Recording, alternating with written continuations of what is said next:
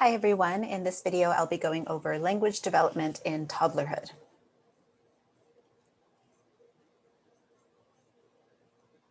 Oops, going too fast. All right, so let's start with talking about symbols and preoperational thought. So as you know, according to Piaget, toddlers are in the preoperational stage of cognitive development. In this stage, they begin to become able to represent all the information they've been gathering through their senses in the sensory motor stage using symbols so they can represent it internally in their heads. This means they begin to understand that one thing can stand for another.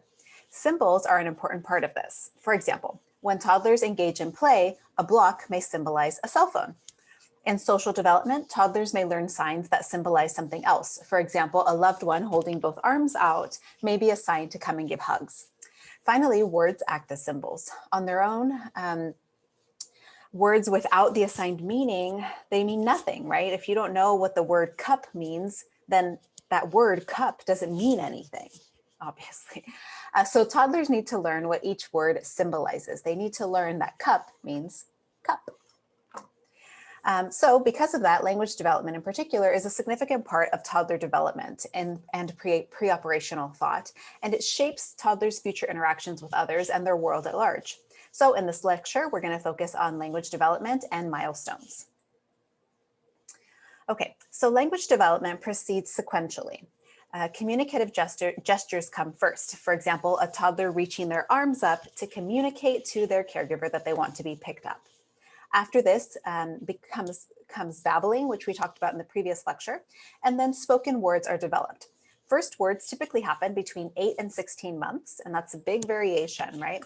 And usually the words that are heard most readily will be spoken first. So very often, because caregivers and parents want their toddlers to be able to say mama or dada, those are the ones that they repeat often and will often be picked up quickly. Next, toddlers will develop a substantial vocabulary of words. Between about 12 to 16 months, there's a really big expansion of the words that they know and understand. And by around 30 months, most children have a vocabulary of almost 600 words. This is possible because children fast map new meanings, meaning that they relate new words to known words and attach minimally satisfactory definitions to each word. This means they don't need a full operational definition to understand the basic meaning of a word. They just need the simple meaning of it. Again, coming back to the cup, they know this is a cup. They don't need to know that it's a plastic cup. They don't need to know that it's a red cup. They don't need to know that it's a disposable cup. It's a cup and you use it for drinking, right? And that's all they need to know. This is also why children make lots of mistakes when they learn language. Something that maybe looks like a cup but isn't a cup might be thought of as a cup. And I've said cup so many times in this lecture. Okay, so since they haven't yet learned to link words together, children use gestures to accompany their words and help produce meaning. For example, pointing to their cup and saying juice to communicate that they want to drink some juice. Yep. Ultimately, toddlers do learn to link their words, first in 2 to 3 word phrases, and then later in more complex sentences. Some children may begin to link words together at around 16 months, but by 30 months, almost all children can do this. Okay, so next let's talk about communicative competence. And this is also discussed in your text if you're wanting to read a bit more about it. So knowing words is not all there is to language development, right? You can know lots of words, but not know what any of them mean. So communicative competence is especially important. And this involves understanding word meaning, forming sentences, and so on, but also about making adjustments to language based on social setting and being able to interpret social cues.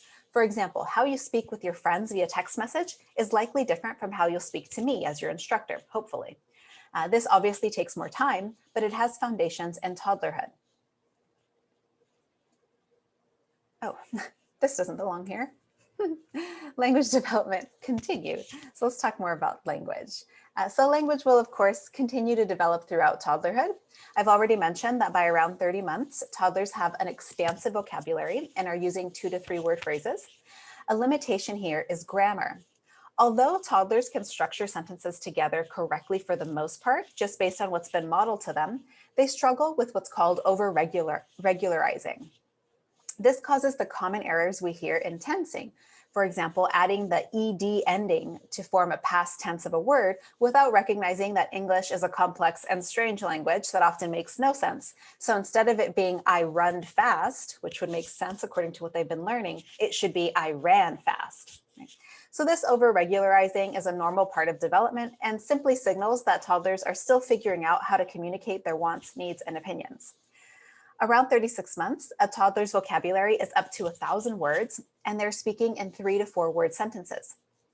They'll also begin to use pronouns like I, you, and we. At the same time, their comprehension of language is also improving, meaning they can follow multiple step directives. For example, go to your room, get your book, and bring it back here. That's 3 different things that they need to do, and they need to hold all of that information in their heads and understand what it all means in order to do it. This is something that you can look out for with your young clients to see if they're on track with language development. Can they follow multi-step directives? Around 48 months, which is 4 years for any of you non-parents out there, toddlers can speak in complete sentences and can carry simple conversations. Language will continue to develop and become more refined with age and with increased cognitive capacity.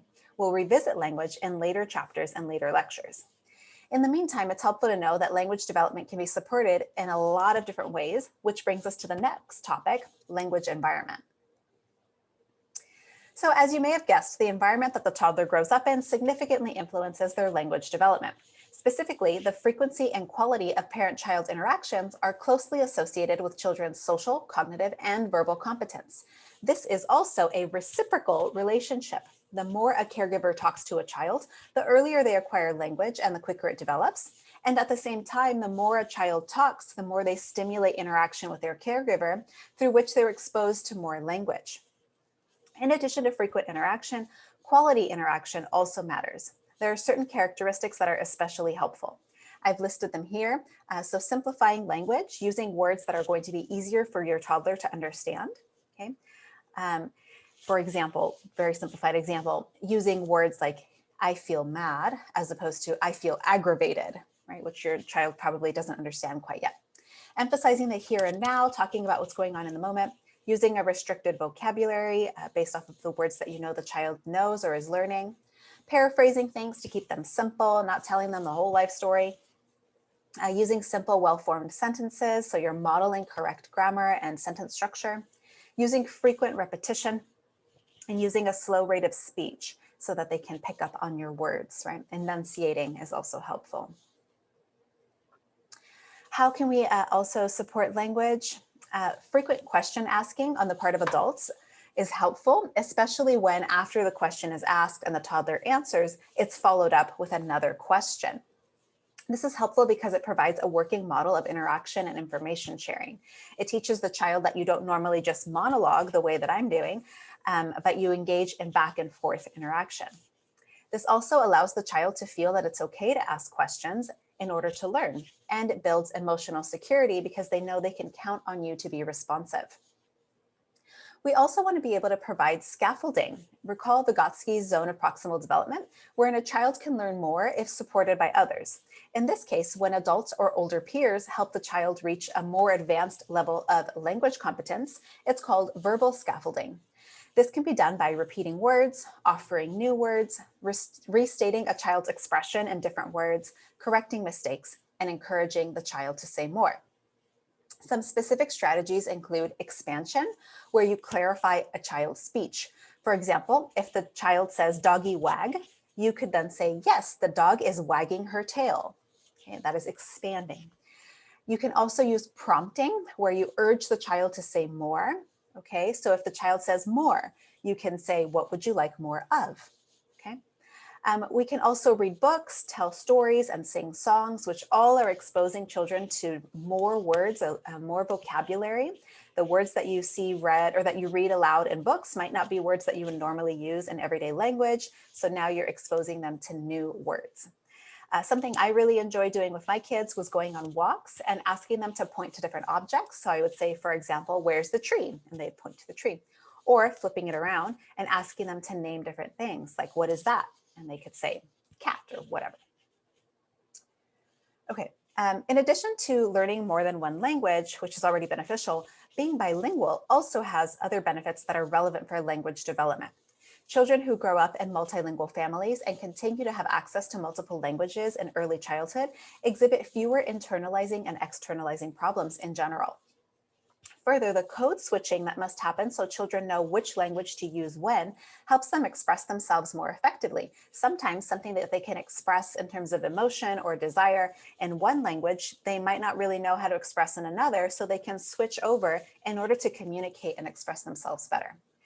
Bilingualism also stimulates additional plasticity in the brain and its organization, which helps with cognitive flexibility, selectivity, and control. We know control is important in toddlerhood.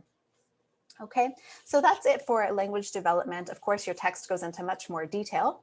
Something that you might want to consider are what are some things you can encourage parents or caregivers of young children to engage in order to support their language development. And that would be something that would be neat to discuss during our class this week. All right, thanks for listening.